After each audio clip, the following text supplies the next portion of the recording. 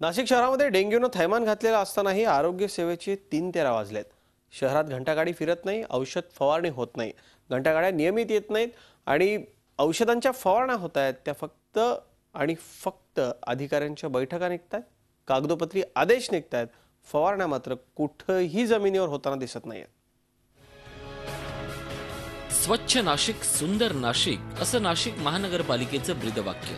मात्र नाशिक महानगरपालिकेनं आपल्याच ब्रीदवाक्याला हरताळ फासल्याचं चित्र वर्षानुवर्ष दिसतंय। हा परिसर नाशिकच्या राजीव नगर किशोर नगर भागातला आहे। 4 दिवसाच्या फरकानं या परिसरात 2 मृत्यू झालेत। जितेंद्र कुलकर्णी यांचा डेंग्यूनं तर परिसरातला कचरा उचलला जात नाही म्हणून आरोग्य विभागाच्या अधिकाऱ्यांना तक्रार करून थकलेल्या मनसेच्या नगरसेविकेचा पती डेंग्यू सदृश आजारानं मृत्यू झालाय। यानंतर तरी प्रशासन जागं होईल, साफसफाई स्वच्छता करेल अशी नाशिककरांना अपेक्षा होती, मात्र तीही फोल ठरली।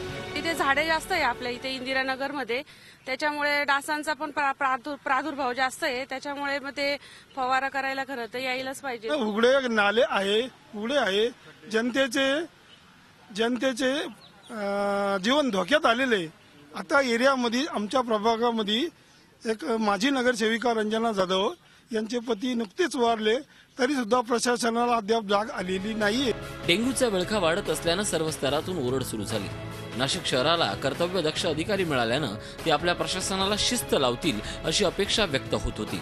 मात्र त्याआधी नागरिकांनी स्वच्छता पाळा, पाणी साठवून ठेवू नका, आठवड्यातून 1 दिवस कोरडा दिवस पाळा अशा सूचना केल्या।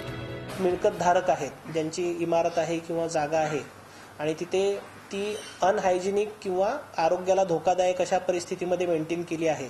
उदाहरणार्थ त्या ठिकाणी पाणी साचलेलं आहे, त्याच्यामध्ये मॉस्किटो ब्रीडिंग होत असेल किंवा झाडे झुडपं वाढली आहे आणि त्याच्यामुळे आरोग्याला धोका होत असेल, तर अशा सगळ्या मिळकत धारकांना नोटिसा देऊन त्यांच्यावर पुढील कायदेशीर कारवाई करावी अशाही सूचना मी दिल्या आहेत। आजपर्यंत स्वच्छतेकडे दुर्लक्ष करणाऱ्या मनपा अधिकारी कर्मचाऱ्यांनी तर थेट नागरिकांना जबाबदार ठरवत नोटीस पाठवायला सुरुवात केली आहे। शहरात डेंग्यूच्या रुग्णांनी 200 पार केलं असतानाही गुरुवारच्या महासभेत नगरसेवकांची अत्यल्प उपस्थिती, अधिकारीच काय पण लोकप्रतिनिधीही नागरिकांच्या आरोग्याच्या बाबतीत गंभीर नाहीत याचीच प्रचिती देत आहेत।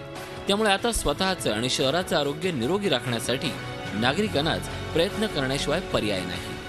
मुकुल कुलकर्णी, झी मीडिया, नाशिक। झी 24 तास रहा एक पाऊल पुढे।